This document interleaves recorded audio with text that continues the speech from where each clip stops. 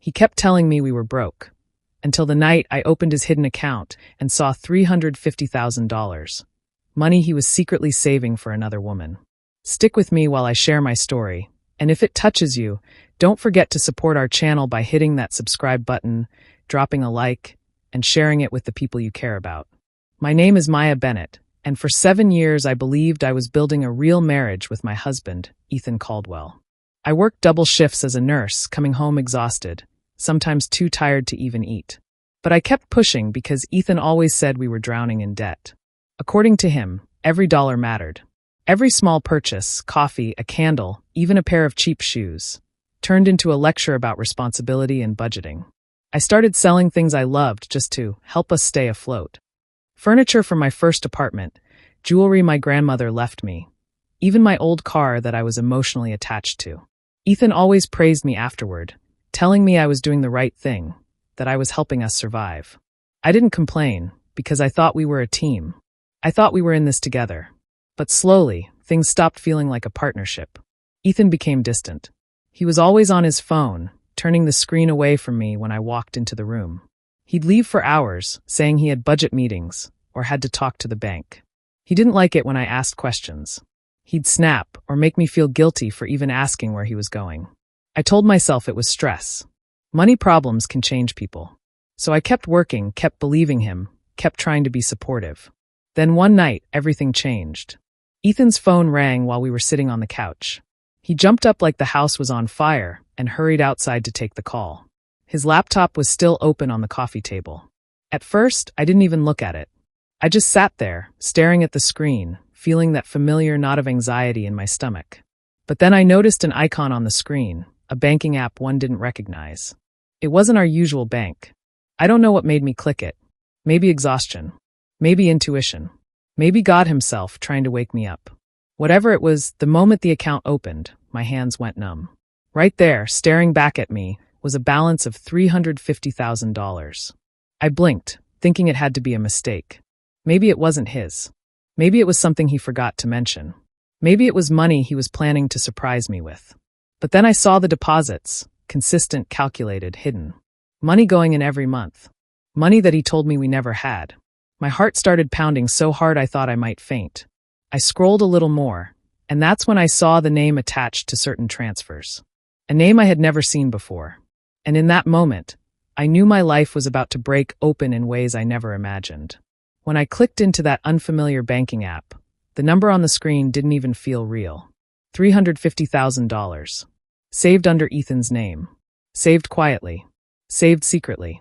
Saved while he told me we couldn't afford groceries and that I should skip meals at work to help us cut down unnecessary costs. My throat tightened as I stared at the balance, trying to understand how something like this could exist without me ever knowing. I scrolled through the transactions, and that's when the truth hit even harder. The deposits weren't new. They went back years. Month after month, Ethan was putting money into this hidden account at the same time he was telling me we were on the edge of financial collapse. I remembered nights when I cried from exhaustion because I picked up extra shifts. Nights when I came home with sore feet and swollen hands, believing I was helping us survive. And there he was, saving money behind my back like he was building another life. As I kept scrolling, I found a folder labeled Future Plans. My stomach twisted. I clicked it, hoping it was something harmless. Maybe something for us, some investment he just forgot to mention, some backup plan for emergencies. But when the folder opened, my hope died instantly. Inside were files, statements, transfers, and a form that made my whole body turn cold. It listed a beneficiary. Not me. Not a family member. Not anyone I had ever heard of. Alyssa Monroe. The name looked so clean and ordinary, but to me it felt like a knife. I stared at it over and over, hoping my eyes were lying. Hoping it was a mistake. But there it was, written clearly, connected to the account Ethan had built in secret. My hands began to shake so hard I almost dropped the laptop. I didn't know who she was, but I knew enough. This account wasn't some innocent investment. It was planned. It was organized. It was detailed. And it had nothing to do with me, the woman who believed we were struggling. It felt like the room was spinning. Reality was stretching and cracking around me. I could hear Ethan's voice in my memory. Every lecture, every guilt trip, every time he told me he was taking care of us, while I sacrificed everything. And then I heard the front door open. Ethan's footsteps were quick, coming straight toward the living room. Panic shot through me, and I slammed the laptop shut like it burned me. I pushed it away and pretended to adjust the blanket on my legs. My heart was racing so fast I could barely breathe. He walked in almost casually, acting like he just stepped out for a harmless call. But I could barely look at him without feeling sick. I forced myself to smile, nodding when he asked if I was okay. Inside, I felt like I was holding shattered glass. The betrayal sat heavy in my chest. I didn't know what Alyssa meant to him. Not yet, but I knew this. Ethan had a whole financial life I wasn't supposed to see. A future I wasn't part of. And I had just opened the door to all of it. After seeing that account, everything about Ethan started to look different. I didn't confront him right away. Instead, I watched him. I paid attention in a way I never had before, and the cracks in our marriage became impossible to ignore. Ethan suddenly started buying things he claimed we could never afford. New clothes, expensive cologne, a gym membership he never mentioned to me. I'd find shopping bags stuffed under the bed or receipts in his jacket pockets. All while he kept telling me we couldn't afford a decent dinner, and that I needed to stop spending on unnecessary things. Whenever I asked about money, even simple questions like whether a bill was paid, he shut me down. He'd roll his eyes and say the same thing every time. You wouldn't understand. Finances stress you out. It was his way of ending the conversation before it even started. I realized he wasn't protecting me from stress. He was protecting himself from being exposed. I felt like I was living with a stranger, a man who smiled at me like he had nothing to hide, even though I knew he was living a double life. But I didn't let on. I acted normal. I pretended everything was fine because I needed more information, more answers, more proof. I reached out to my best friend, Lauren Mitchell. Lauren had known Ethan almost as long as I had, and she had seen how hard I worked to support our marriage. When I told her what I found, the hidden account, the money, the name she'd never heard, she didn't try to calm me down or say it was probably nothing. She looked me in the eyes and told me to keep digging. Lauren reminded me of something important. People who hide money usually hide other things too. From that day, I started documenting everything. I kept a folder on my phone and another one hidden in my closet. Every receipt Ethan left lying around, I photographed. Every excuse he gave, I wrote down. Every sudden expense, every unexplained withdrawal, every moment he came home smelling like cologne he never wore for me. I kept track of it all. And the more I observed, the clearer things became. He was buying nicer clothes, but never wore them around me. He went to the gym, but never invited me along. He stayed out late, working on budgets, but his stories never matched the timing of his calls or the mileage on his car. The pieces were fitting together in a way that made my stomach twist. I started noticing smaller details too, little signs that made everything feel even more wrong. He'd shower immediately when he came home. He kept his phone turned face down. He changed his passcode twice in 1 week. And he was always a little too protective of his backpack, like something important was inside it.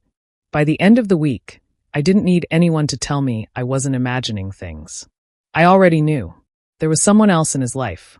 Someone he was planning a future with. Someone he was saving that money for. And now that I had seen the truth, there was no going back. After weeks of watching Ethan and gathering proof, I couldn't shake the name I had seen in that account. Alyssa Monroe. It showed up too many times to be a mistake. Transfers, notes, attachments. She was connected to money Ethan had been hiding for years. I needed to know who she was, and I needed the truth without risking Ethan catching on. So I hired a private investigator, a discreet one recommended by a coworker who went through something similar. I didn't tell anyone else, not even Lauren at first. I felt ashamed, scared, and angry all at once, and I needed answers before I made any move. The PI worked fast. Within days, he had information that made my whole body go cold. Alyssa Monroe wasn't some random name. She was Ethan's former coworker, the one he always insisted he never got along with. The one he claimed quit without saying goodbye. The one he never mentioned again after changing jobs. Except he did keep mentioning her, just not to me. The PI showed me messages, timelines, and photos that filled in the blanks I had been trying so hard not to imagine. Ethan and Alyssa had been secretly seeing each other for almost 2 years. 2 years of lying to my face. 2 years of disappearing for budget meetings. 2 years of pretending we were broke while he saved money for a future he never intended to share with me. That so-called future plans folder on the account wasn't just organized financial planning. It was a blueprint for a life Ethan wanted to build with her. A future home account, the PI called it. Every deposit Ethan made came from our sacrifices, my double shifts, my sold belongings, my skipped meals. He was funneling money into an escape plan. A plan where I didn't exist. Then the PI handed me a file of photos. The first one was Ethan at a restaurant, smiling bigger than I had seen him smile in years. He was leaning across the table, holding Alyssa's hand. Another photo showed him carrying flowers to her apartment. In another, he hugged her from behind while she laughed. They looked like a couple who couldn't wait to start their lives together. They looked like everything I thought Ethan and I were. I stared at those pictures for a long time. At first, my mind refused to accept them. It felt like I was watching someone else's husband, someone else's life. But then I saw the watch on his wrist, the one I gave him for our 5th anniversary. And the shirt I bought him last Christmas. And the smile he used to give me before everything changed. That's when it hit me. He wasn't just cheating. He was planning a future without me while using my effort, my money, my trust to do it. He had drained me emotionally, physically, and financially while saving himself for her. Years of exhaustion suddenly made sense. All the guilt trips, the lectures, the late nights, the secretiveness, they weren't symptoms of stress. They were symptoms of betrayal. I didn't scream or throw things. I didn't even cry at first. I just sat there, feeling something inside me slowly break. And once it broke, there was no way to put it back together. After seeing the photos from the investigator, I knew I needed one last piece of proof. Something Ethan couldn't deny, something he couldn't talk his way out of. I needed to catch him in the act. So I came up with a plan. One evening, while Ethan was acting unusually cheerful, I told him I was feeling sick and exhausted. I said I wanted to visit my sister for the weekend, maybe get some rest and clear my head. I half expected him to question it, or at least pretend to care. But he didn't. He said, "Yeah, that's a good idea," almost too quickly. He didn't offer to drive me. He didn't ask what was wrong. He didn't even look concerned. He just agreed, like he had been waiting for me to leave. That reaction confirmed everything I feared. The next afternoon, I packed a small bag as if I was really leaving. But instead of driving to my sister's place, I checked into a motel just a few blocks from our house. From the window, I could see our street perfectly. I parked my car in a spot that gave me a full view of the driveway. My hands were shaking, but I forced myself to stay calm. I needed to see the truth with my own eyes. Hours passed. I kept watching the house, my stomach tight and my chest heavy. Around 8 p.m., Ethan's car finally pulled in. He wasn't alone. A second car parked right behind him. Alyssa stepped out, smiling like she belonged there. Ethan got out too, and before they even reached the door, he grabbed her suitcase from the trunk. Watching him carry another woman's belongings into my home felt like someone dragging a blade across my heart. I turned on my phone's camera and started recording. I zoomed in as they walked up the steps. Ethan opened the door for her, his hand hovering on her lower back. When they reached the hallway just inside the house, he leaned down and kissed her. Not a quick kiss.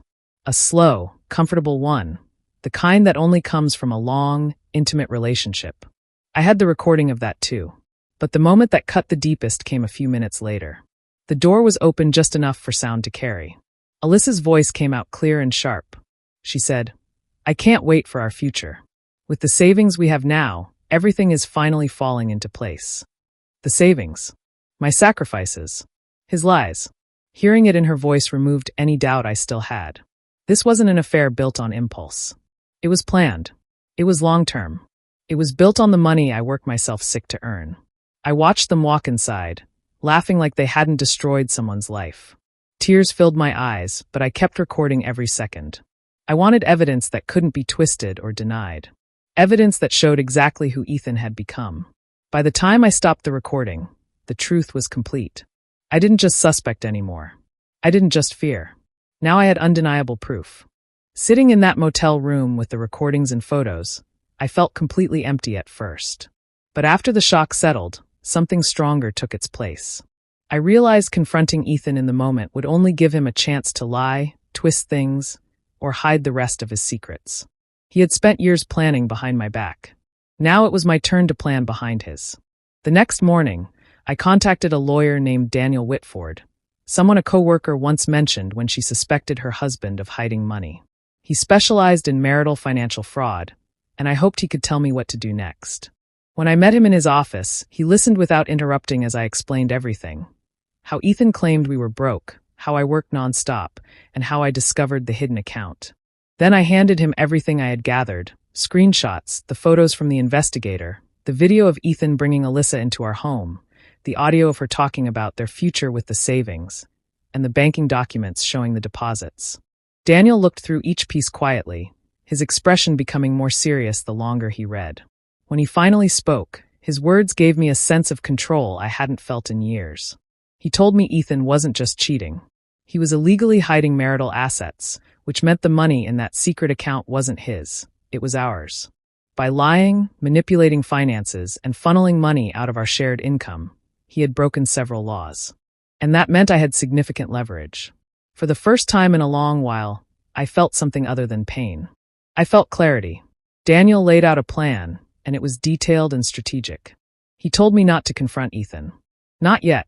Instead, we would move quietly, just like Ethan had, except this time the truth was on my side. The first step was to freeze the accounts, including the secret one. Daniel said we could legally request a hold due to suspected financial misconduct. That would stop Ethan from moving or withdrawing anything. Next, he prepared to subpoena all hidden transfers, which meant the court would force the banks to release every detail of Ethan's financial activities. Every deposit, every transfer to Alyssa, every hidden statement, it would all come to light. He also advised securing the house. Not throwing Ethan out yet, but quietly preparing legal grounds so that when the divorce filing hit, Ethan couldn't force me out or claim I wasn't entitled to it. And finally, we prepared the divorce filing itself, built entirely around financial fraud, infidelity, and intentional deception. Daniel explained that with the evidence I had, Ethan wouldn't just lose the money he tried to hide. He could lose far more. As we went through each step, something inside me slowly shifted. I wasn't the tired, worn-down woman Ethan had manipulated for years. I wasn't the one selling my things while he built a future with someone else. I wasn't the one begging for honesty or waiting for him to love me again. I was someone with a plan. Someone with proof. Someone finally taking her power back. When I left Daniel's office, I walked out lighter than I had in a long time. Not because the pain was gone, but because I finally knew what to do with it. Maya waited for the right moment. She didn't shout or cry. She didn't warn him. She simply sat in the living room, calm and steady, while Ethan walked through the door like it was any other evening. He tossed his keys on the table and started talking about his day, but Maya didn't respond. She just looked at him with a quiet certainty he had never seen on her face before. When she finally spoke, her voice was firm. She told him she knew everything. Not part of it, everything. The transfers. The lies. Alyssa. Ethan froze. For a split second, he looked confused, as if he could still talk his way out of anything. Then he switched to denial, insisting Maya was imagining things. He called her emotional. He said she was overthinking. He tried every trick he always used when he wanted to make her doubt herself. But Maya didn't move. She didn't even blink.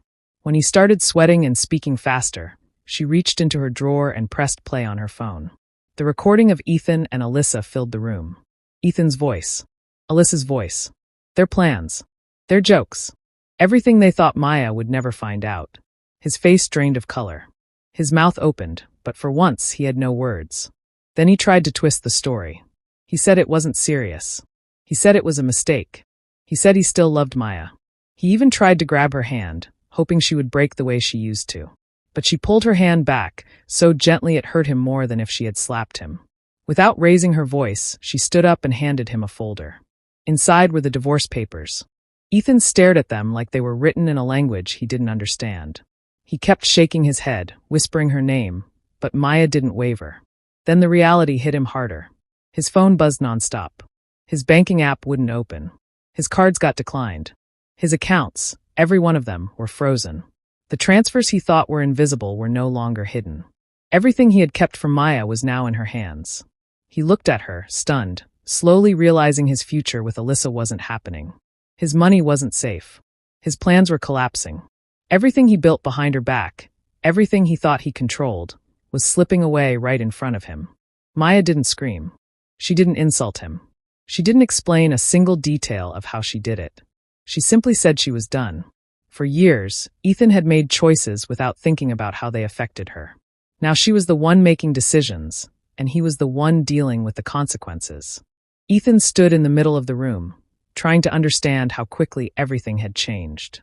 But Maya had already walked past him, calm and steady, leaving him to face the damage he created with his own hands.